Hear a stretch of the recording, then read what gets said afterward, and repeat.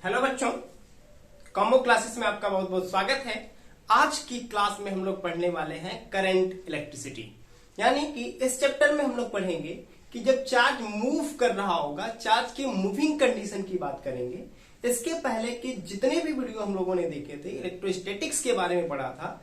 Electrostatic में जब charge rest की कंडीशन में था, तब हम उसके थ्रू जितनी भी सारी टॉपिक जैसे इलेक्ट्रिक फील्ड पढ़ रहे थे, इलेक्ट्रिक पोटेंशियल पढ़ रहे थे, सभी कंडीशन में हम लोगों ने स्टैटिक चार्ज की बात की थी। लेकिन इस वीडियो में हम लोग बात करने वाले हैं इलेक्ट्रोडायनेमिक चार्ज के बारे में। यानी चार्ज जब मोशन की कंडीशन में होगा, जब मूव कर रहा होगा किसी सर्किट के थ्रू, किसी वायर के थ्रू, तब हम उसकी बात करने वाले हैं, है ना। तो सबसे पहला हमारा चैप्टर का नाम है करंट इलेक्ट्रिसिटी।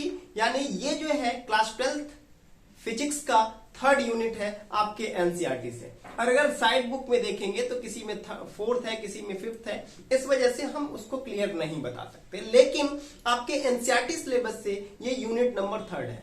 और इस चैप्टर से बहुत ही ज्यादा टॉपिक आपके एग्जाम में पूछे जाते हैं। साथ ही साथ अगर देखा जाए तो इससे न्यूमेरिकल्स भी बहुत ज्यादा आपके एग्जाम में पूछे जाते हैं। इस वजह से इस चैप्टर में हम बहुत सारे थ्योरी और कॉन्सेप्ट जितने भी हमारे पास हैं वो उनको थोड़ा सा ध्यान दे करके पढ़ेंगे। साथ ही साथ इसके बहुत सारे न्यूमेरिकल्स भी सॉल्व करेंगे, जो हमारे कंपटीशन एग्जाम के साथ साथ हमारे बोर्ड लेवल के एग्जाम में क्या होंगे, बेनिफिशियल होंगे, है ना। चलिए तो वीडियो स्टार्ट करते हैं। पहला टॉपिक हमारा इसका है इलेक्ट्रिक करंट, है ना। इलेक्ट्रिक करंट का कॉन्सेप्ट समझते हैं। ये टॉपिक हम लोगों ने ऑलरेडी क्लास 10th में पढ़ रखा है।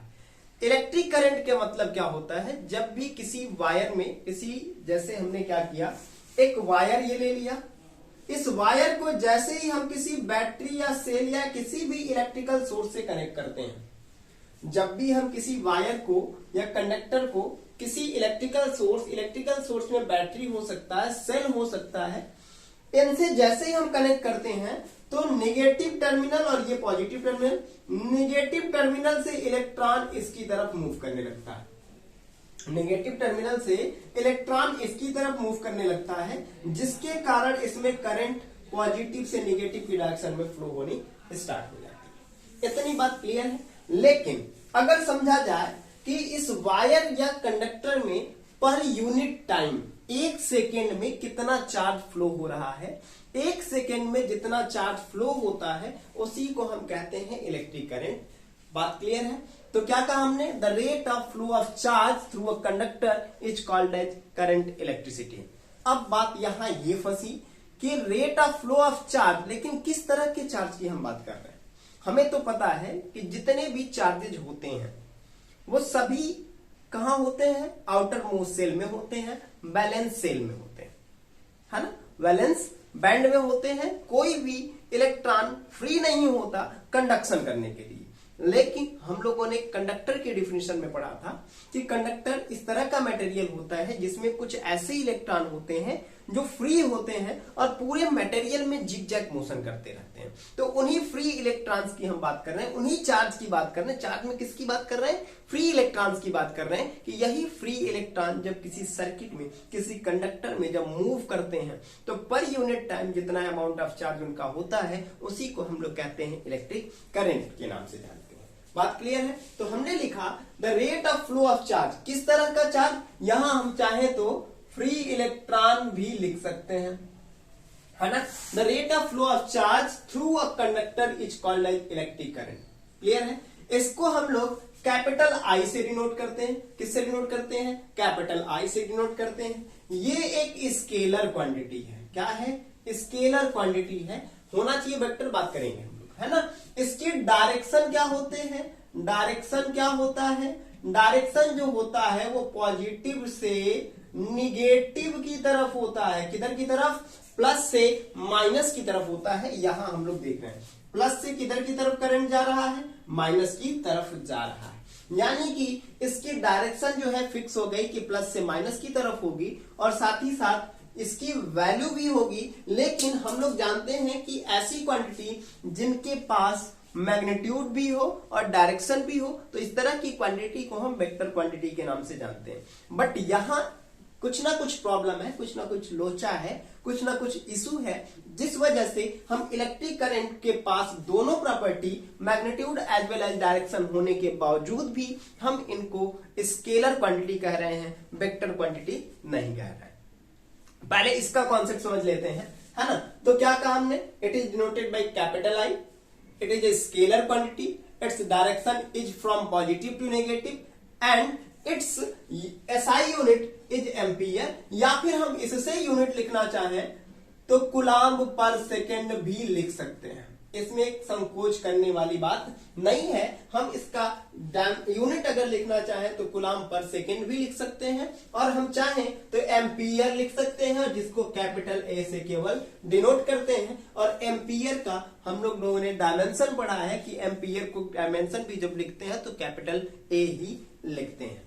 बात क्लियर है? अब समझते हैं। हम लोगों ने यहां एक चीज क्लियर कर लिया कि करंट क्या होता है। तो कहा हमने कि अगर किसी वायर के थ्रू, किसी कंडक्टर के थ्रू एक एंड से दूसरे एंड तक अगर फ्री इलेक्ट्रॉन फ्लो होकर के जा रहा है तो हम कहते हैं फ्लो हो रहा है, तो हम कहते हैं कि उस कंडक्टर में, उस सर्किट में, उस वायर में करंट फ्लो हो रहा है। बात क्लियर है? दूसरी बात हमने कहा कि इसको हम कैपिटल आई से डिनोट करेंगे, इसका डिनोशन कैपिटल आई होगा। ये एक स्केलर क्वांटिटी हुई, होता है, होना चाहिए इसको वेक्टर, बट हम लोग मान के चलते हैं स्केलर। इसका भी रीजन अभी हम लोग देखेंगे। इसका एसआई यूनिट एम्पियर या फिर कूलम्ब पर सेकेंड होता है। साथ ही साथ इसकी डायरेक्शन प्लस से माइनस की तरफ होती है, पॉजिटिव टर्मिनल से नेगेटिव टर्मिनल की तरफ होती है। इतनी बात क्लियर हो गई। अब समझते हैं। अब हम लोग एक कॉन्सेप्ट और यहां समझ लेते हैं कि इसको होना चाहिए वेक्टर क्वांटिटी, बट हम इसको लेकर के चल रहे हैं कौन सी क्वांटिटी, होना चाहिए इसको वेक्टर, बट हम इसको मान करके चल रहे हैं स्केलर। इसका वजह समझते हैं।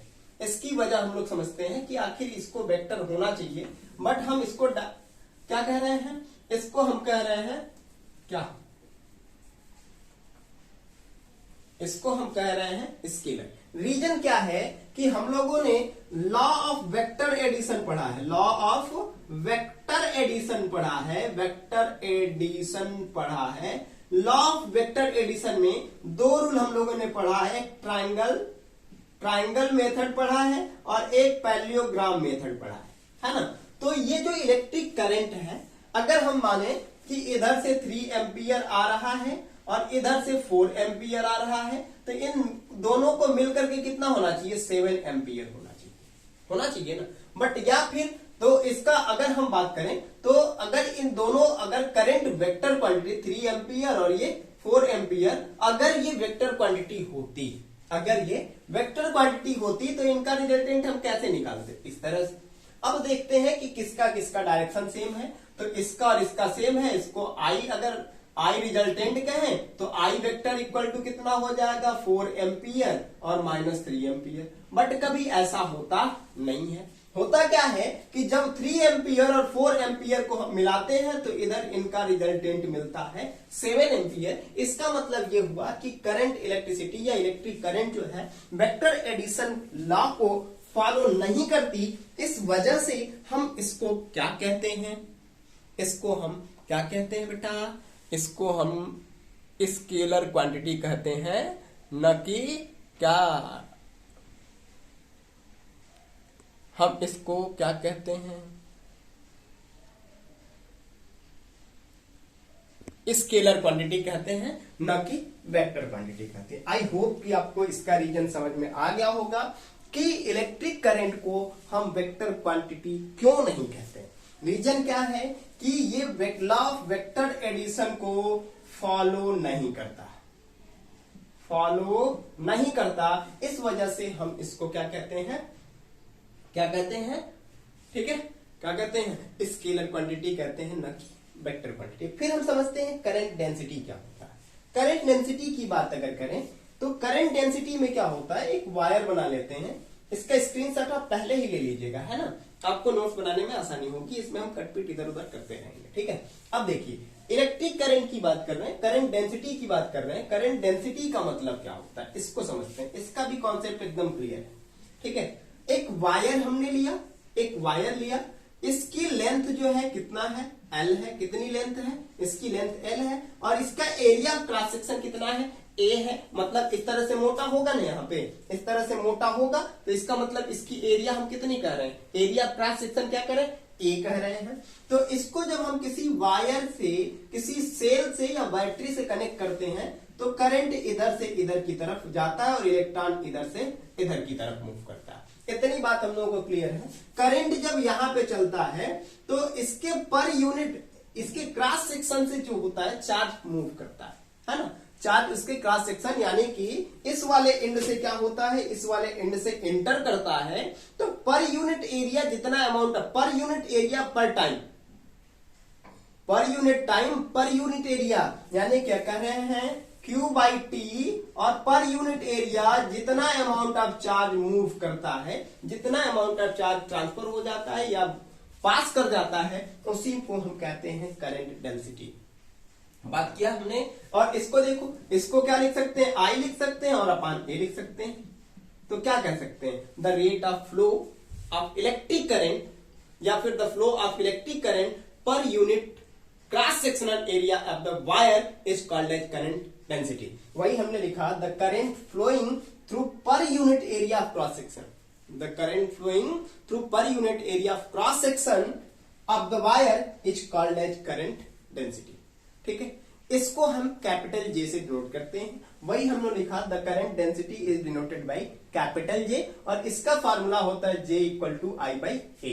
I का यूनिट होता है एम्पियर और एरिया का यूनिट होता है मीटर स्क्वायर। इस वजह से करंट डेंसिटी का जो यूनिट हो गया एम्पियर मीटर स्क्वायर हो गया। लेकिन करंट जो था हमारा स्केलर क्वांटिटी थी, बट करंट डेंसिटी हमारा जो है वेक्टर क्वांटिटी होती है। ये ध्यान रखना है, इलेक्ट्रिक करंट हमारा स्केलर क्वांटिटी है, बट करंट डेंसिटी हमारी वेक्टर क्वांटिटी है। क्लियर। फिर हम समझते हैं मीन फ्री पाथ क्या होता है। अब इसी के कॉन्सेप्ट को हमें समझना है। मीन फ्री पाथ क्या होता है, इधर का इरेज कर देते हैं, फिर हम लोग उधर समझेंगे क्या होता है मीन फ्री पाथ। बहुत ही मजेदार टॉपिक है, और आपके बोर्ड एग्जाम में 1 से 2 नंबर का mean free path, relaxation time, साथ ही साथ ड्रिफ्ट वेलोसिटी को भी पूछ दिया जाता है। इस वजह से इस टॉपिक को आप अच्छे से पढ़ लीजिएगा, फोकस करके पढ़ लीजिएगा। बहुत ही मजेदार टॉपिक है ना। फिर समझते हैं। अब क्या है, हम लोगों का है मीन फ्री पाथ। ठीक है, इसकी बात को आप समझिएगा। ये हम लोगों ने बना दिया एक कंडक्टर। ये क्या बना दिया, एक कंडक्टर। थोड़ा सा उसको जूम करके हम देखना चाह रहे हैं। एक वायर ही है, लेकिन बहुत सारे इसमें एटम्स होंगे, बहुत सारे एटम्स होंगे। ये हम लोगों ने बहुत सारे एटम्स को बना दिया। हालांकि ये सीक्वेंस में नहीं होंगे, सारे एटम्स इस तरह से सीक्वेंस में नहीं होंगे। क्या होंगे, सभी के बीच की गैपिंग को यहां देखिए, ये सभी क्या है, एटम्स हैं। क्या है, एटम्स हैं। ठीक है, अब समझिए, एटम्स हो गए, मॉलिक्यूल्स भी होंगी। अब समझिए, ये एटम्स बहुत सारे इसमें हैं, इनके बीच में ये सारी गैपिंग दिख रही है। ये सारी क्या दिख रही है, गैपिंग दिख रही है। इस गैपिंग को हम इंट्रामॉलिक्यूलर स्पेस के नाम से जानते हैं। इस गैपिंग को, जो एटम्स या मॉलिक्यूल्स के बीच में गैपिंग आ रही है, उस गैपिंग को हम क्या कहते हैं, उस गैपिंग को हम लोग कहते हैं, क्या कहते हैं,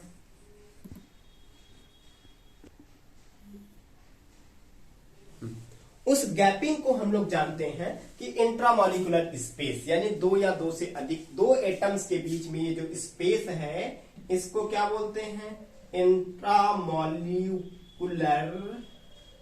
स्पेस, है ना। गर्मी वाला ये कूलर नहीं है, ये मॉलिक्यूलर है ना। 2 एटम्स या 2 मॉलिक्यूल्स के बीच का जो स्पेस होता है, उसी स्पेस को हम इंट्रामॉलिक्यूलर स्पेस के नाम से जानते हैं। अब समझिए, इंट्रामॉलिक्यूलर स्पेस हो गया, कुछ ऐसे इलेक्ट्रॉन्स होते हैं, कुछ ऐसे इलेक्ट्रॉन्स होते हैं जो क्या होते हैं, फ्री होते हैं। क्या होते हैं, फ्री होते हैं। और फ्री होंगे तो कहां होंगे, इन एटम में से तो होंगे नहीं, कहां होंगे, इन्हीं गैपिंग्स के बीच में होंगे, इन्हीं गैपिंग्स के बीच में होंगे, इन्हीं गैपिंग्स के बीच में ये इलेक्ट्रॉन होंगे। ये इलेक्ट्रॉन जो है क्या करते रहते हैं, ये जिग जैग मोशन करते रहते हैं। क्या करते रहते हैं, ये जिग जैग मोशन करते रहते हैं।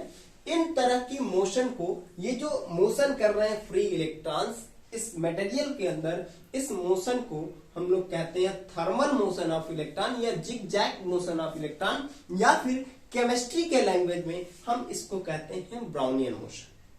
ब्राउनियन मोशन, ब्राउनी गति के नाम से जानते हैं। जितने भी फ्री इलेक्ट्रॉन्स है इस मटेरियल के, वो क्या होते हैं, मूव करते रहते हैं फ्रीली, कभी आगे जाते हैं, कभी पीछे जाते हैं, कभी लेफ्ट, कभी राइट, कभी ऊपर, कभी नीचे जाते हैं। तो इस तरह से हम लोगों ने कहा कि ये फ्री इलेक्ट्रॉन जितने भी हैं पूरे के पूरे मटेरियल में फ्रीली मूव करते रहते हैं। किस तरह से मूव करते रहते हैं, जिग जैग मोशन करते रहते हैं, ब्राउनियन मोशन करते रहते हैं। इधर अभी यहाँ है, कभी वहां होगा, कभी वहां होगा, कभी वहां होगा, कभी ऊपर जाएगा, कभी नीचे आएगा, कभी लेफ्ट जाएगा, कभी राइट जाएगा, है ना।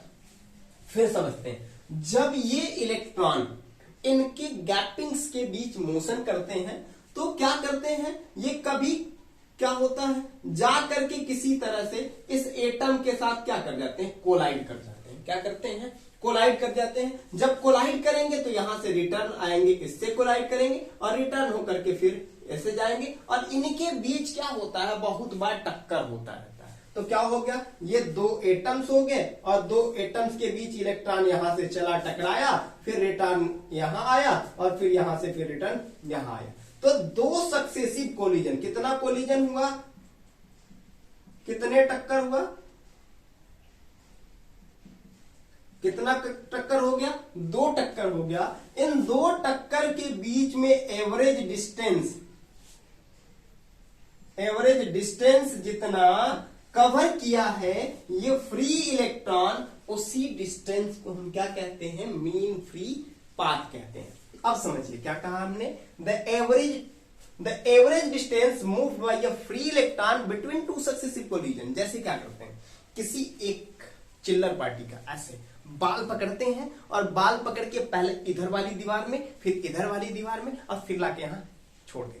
तो क्या हुआ, एक बार इधर टकराया, एक बार उधर टकराया और फिर से ला करके, तो कितना डिस्टेंस, यहां से वहां तक का, फिर यहां से वहां तक का और फिर रिटर्न आधा यहां। यानी कि कितना, यहां से देखें तो यहां से यहां तक, यहां था, यहां गया, फिर रिटर्न यहां आया, फिर यहां पर चला आया। यानी कि इतना के बराबर दो बार डिस्टेंस इसने कवर किया और इसी डिस्टेंस को हम कहते हैं मीन फ्री पाथ। क्लियर, कोई दिक्कत नहीं, कोई संदेह नहीं, समझते हैं। फिर दो सक्सेसिव कोलिजन के बीच का जो डिस्टेंस उसने ट्रेवल कर लिया, उसी डिस्टेंस को हम मीन फ्री पाथ के नाम से जानते हैं। अब समझिए, इलेक्ट्रॉन यहां से चला, इससे टकराया, फिर रिटर्न होकर के यहां टकराया, फिर यहां, तो इसमें कुछ ना कुछ इसने टाइम लैग भी किया होगा, कुछ ना कुछ इसको टाइम भी लगा होगा। तो जितना टाइम ये लगा दिया दो सक्सेसिव कोलिजन में, उसी टाइम को टाइम ऑफ रिलैक्सेशन कहते हैं। क्या कहते हैं, टाइम ऑफ रिलैक्सेशन के नाम से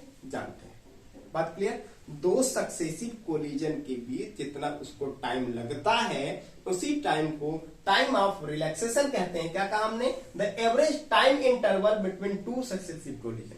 दो सक्सेसिव कोलिजन के बीच का जो टाइम इंटरवल है, जितना वो टाइम लगा रहा है, उसी टाइम इंटरवल को रिलैक्सेशन टाइम के नाम से जानते हैं। और इसको हम जनरली टाउ से डिनोट करते हैं। टाउ जस्ट इसका एक डिनोशन है। इसके यूनिट की बात करें तो सेकेंड ही होगा, क्योंकि टाइम का यूनिट हमेशा ही क्या होता है, सेकेंड होता है, SI unit, SI system.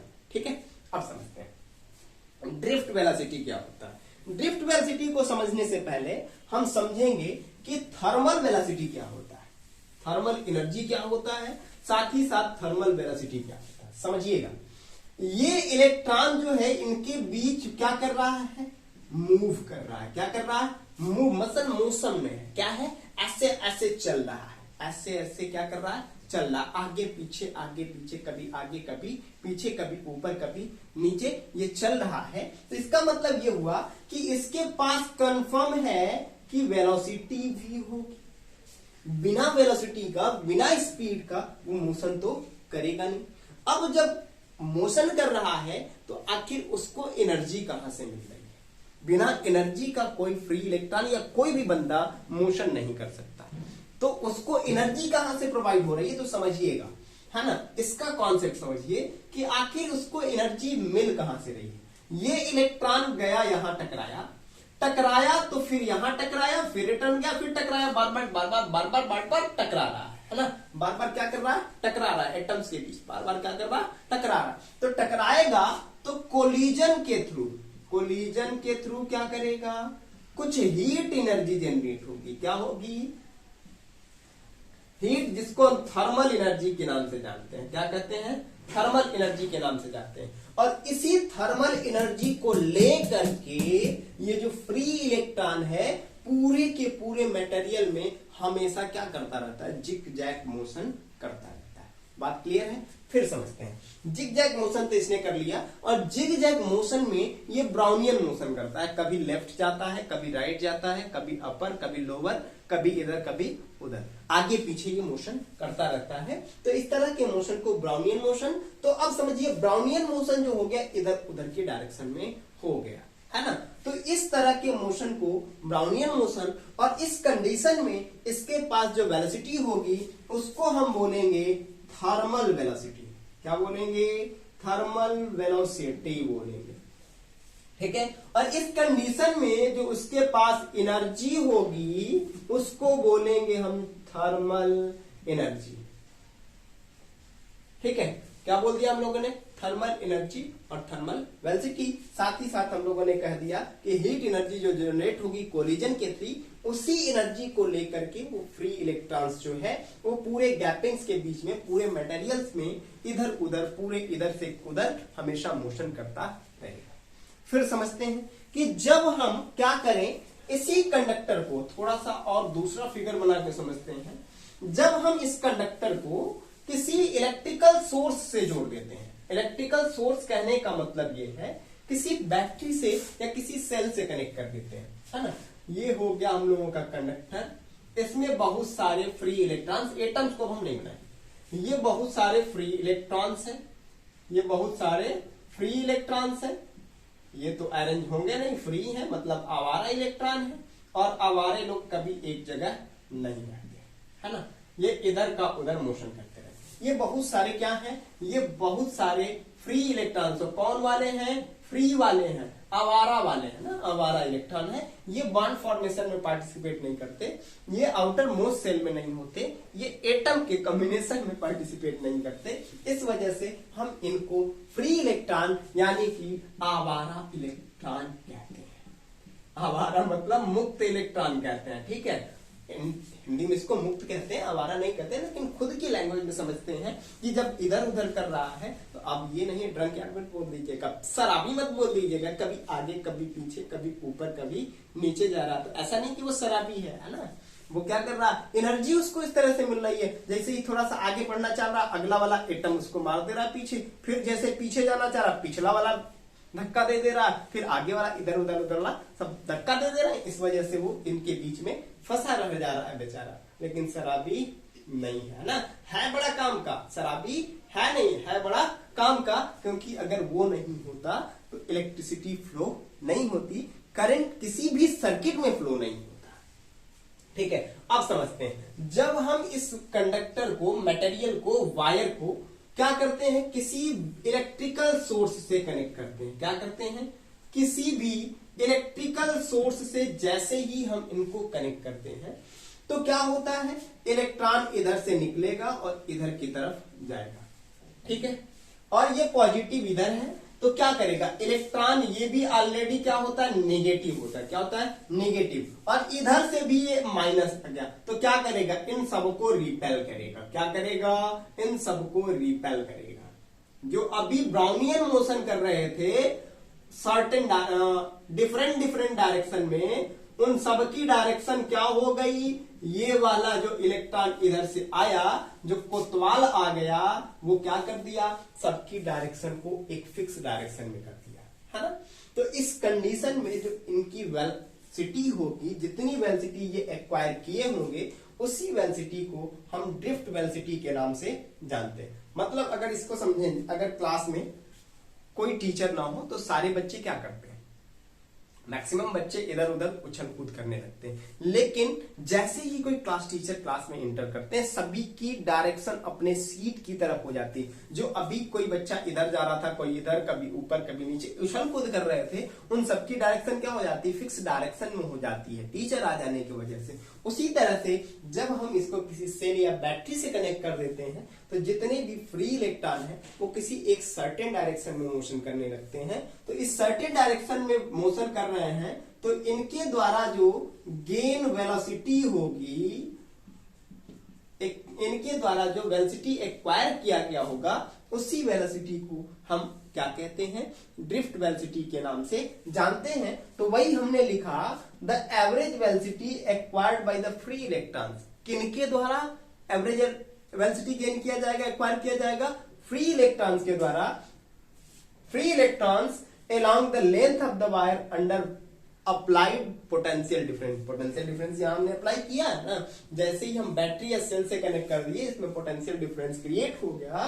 Under potential difference applied across the conductor is called as drift velocity and denoted by small v into d. इसको किससे डिनोट करते हैं, v इंटू डी से डिनोट करते हैं। मतलब सीधी बात करें कि जब भी किसी कंडक्टर को, किसी वायर को हम किसी इलेक्ट्रिकल सोर्स से कनेक्ट करते हैं तो उनके इलेक्ट्रॉन्स एक सर्टेन डायरेक्शन में एक फिक्स वेलोसिटी के साथ मूव करने लगते हैं। जिस वेलोसिटी के साथ वो किसी सर्टेन डायरेक्शन में मूव करते हैं उसी एवरेज वेलोसिटी को या गेन वेलोसिटी को, एक्वायर्ड वेलोसिटी को हम क्या कहते हैं, ड्रिफ्ट वेलोसिटी के नाम से जानते हैं, है ना। आई थिंक कि आपको ये वीडियो अच्छा लगा होगा, आपको ये समझ में आया होगा। अगर आपको वीडियो अच्छा लगा हो तो लाइक करिए, शेयर करिए और सब्सक्राइब करना मत भूलिए। Thanks for watching.